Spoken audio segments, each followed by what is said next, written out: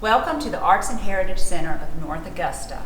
We are located at 100 Georgia Avenue in the North Augusta Municipal Building. We are currently open Monday through Friday from 10 to 4 and open until 7 o'clock on the third Thursday of every month. It's a great opportunity for you to come after hours during that time. We are a 7,500 square foot heritage center and art gallery. We have two galleries, a main gallery which is downstairs, and then we also have an upper gallery that we use for some of our smaller shows. We also have a tax-free gift shop where we highlight work from our local artists. Our website is artsandheritagecenter.com, and on our website it lists all of our upcoming shows that we have, any events that we have, and our hours of operation and phone number.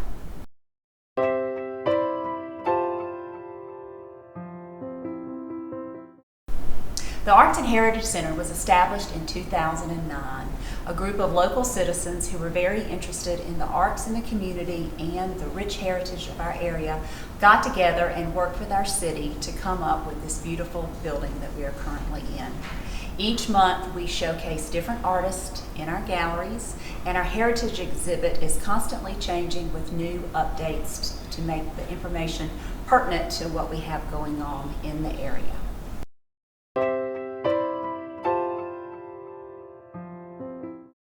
One of the key features that we have here at the Arts and Heritage Center is our diorama of North Augusta as it was in 1910.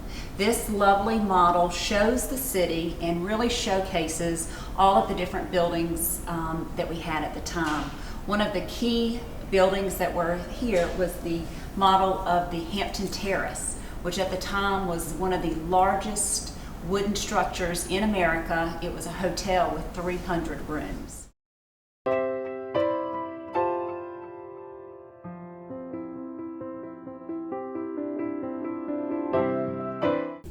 Located in our facility, we have a tax-free gift shop where we highlight work of our local artists. We have pottery, jams and jellies, baskets, prints, historical books, and a little bit of everything. It's a great gift shop to come in and get that one-of-a-kind gift that you're needing for someone.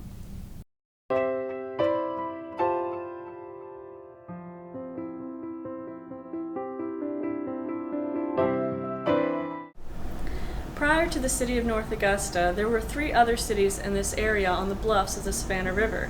There was a town called Savannah Town that was a little bit further down the river, closer to Beach Island. There was a town just above North Augusta called Campbelltown. And then finally in 1821, a town called Hamburg was developed near modern-day Fifth Street Bridge. And this town was very interesting. It was basically chartered by a German immigrant named Henry Schultz in 1821. And Henry was very bitter with the city of Augusta for stealing his toll bridge that he had erected over the Savannah River. So in retribution for stealing his toll bridge, he built a city that he wanted to basically compete for trade with Augusta and actually steal the trade from Augusta, Georgia. Henry Schultz was very successful that in the early 1830s there was a railroad that was laid from Charleston to his city of Hamburg. It was the longest railroad in the world at the time and the first to have reliable passenger service. This Charleston to Hamburg railroad was very instrumental in aiding trade from Hamburg to Charleston, South Carolina. And one unique artifact here at the Arts and Heritage Center of North Augusta is just behind me. This is actually a piece of shipping crate that was sent to A. Clark and Son, and then it says Hamburg, South Carolina, steam, meaning steamship or steamboat, from New York to Charleston, South Carolina. And believe it or not, this was actually converted into a door later on in a barn in Rich Spring, Monetta area, and it was discovered by a board member of the Arts and Heritage Center many years ago. So it's very much a treasured artifact in this center, and it allows you to come here and learn the story of Hamburg, which is truly fascinating. The town of Hamburg existed from 1821 until 1929 when the Great Flood wiped the buildings off of their foundations, and then the residents of Hamburg were moved up to higher ground and incorporated themselves into the new towns of Carsville and Carpentersville.